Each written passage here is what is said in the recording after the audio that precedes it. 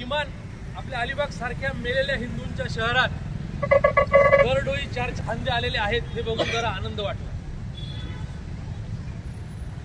फार कमी लोक जमा होतो आपण, ही दरवेळची शोकांतिका आहे आणि दरवेळेस घरी बसून चर्चा करायची आणि कुठल्या तरी सलीम अब्दुल त्याला दोष देत बसायचा। त्याला दोष देऊ नका। तुमच्या माझ्यातल्या समाजातल्या सो कॉल्ड सेक्युलर किड्यांना अगोदर ठेचून मारा। त्यांनी कोणीही न दिलेलं वकीलपत्र यांनी घेऊन ठेवलंय की सगळे मुसलमान असे नसतात, सगळं हे असं नसतं, हे असतं तसं असतं। त्यांना अगोदर विचारा की तुला हे वकीलपत्र कोणी दिलंय। याच्यातून बाहेर पडायचं असेल तर सगळ्यात पहिले आपल्यातले सेक्युलर किड्यांना पायाखाली घ्या, त्यांना ठासून मारा, त्यांच्यावर बहिष्कार घाला, त्यांच्यावर सामाजिक बहिष्कार घाला। कुठेही जाहीररित्या जर कोणी वकिली करत असेल तर त्याच्या थोबाडात मारा, त्याच्या तोंडात शेण घाला। हे बंद झालं पाहिजे। जोपर्यंत हे बंद होणार नाही तोपर्यंत हे असंच सुरू राहणार आहे, लक्षात ठेवा। आणि सगळ्यात महत्वाचं, यांच्या आर्थिक नाड्या आवळायला घ्या। नागपूरला झालेल्या दंग्यात सुरू झालेलं आहे।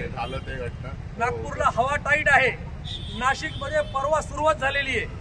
मला माहिती आहे अलिबागमध्ये सुरू करणं फार अवघड आहे, परंतु तरीही माझं आव्हान आहे, यांच्या आर्थिक नाड्या आवळायला घ्या। त्याशिवाय पर्याय नाही। प्रत्येक गाडीवर कळलं पाहिजे तुम्ही दिलेला 1 रुपया हा तुमच्या विरुद्ध वापरले जाणार आहे, लक्षात घ्या। तिथं कोणालाही हे नव्हतं विचारलं की तू आगरी आहेस का, कोळी आहेस का, माळी आहेस। त्याला कलमा पडायला लावला, त्यातही शंका नको म्हणून पॅन्टा खोडून बघितल्या आणि मग गोळ्या मारल्या। त्यांनी फक्त हिंदूंवर हमला केलाय। जरा लाज वाटू द्या। उद्यापासून खरेदी करताना किमान आर्थिक बहिष्कार तरी घाला। त्यांनी नावं विचारून गोळ्या मारल्या, नावं विचारून खरेदी करा। जोपर्यंत हे सुरू होणार नाही तोपर्यंत आपल्याला दर महिन्याला एकदा येऊन श्रद्धांजली व्हायचीच आहे, लक्षात ठेवा। याच्यातून बाहेर पडायचं असेल तर एकमेव उपाय आहे, सुरुवात आर्थिक बहिष्काराने करा। प्रत्येकाला तलवार घेऊन बाहेर निघायची गरज नाही। प्रत्येक कामाचे योग्य मार्ग असतात, ते मार्ग अपनावा। हे जाहीररित्या न सांगणारी गोष्ट आहे, परंतु सांगावी लागते।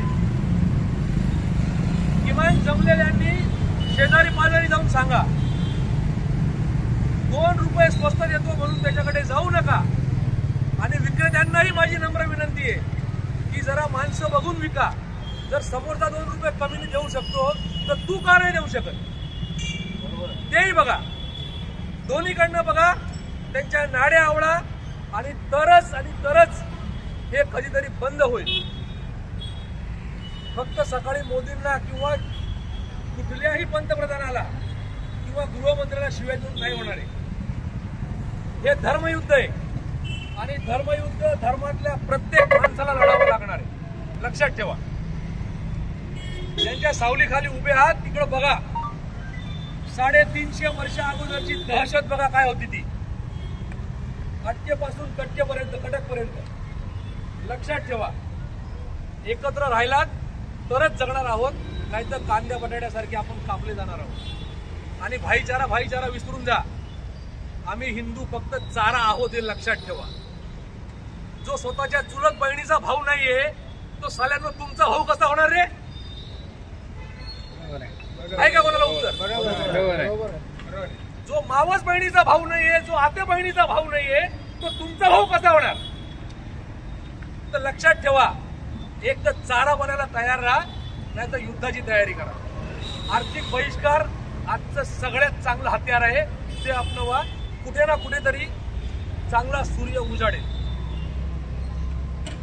धन्यवाद।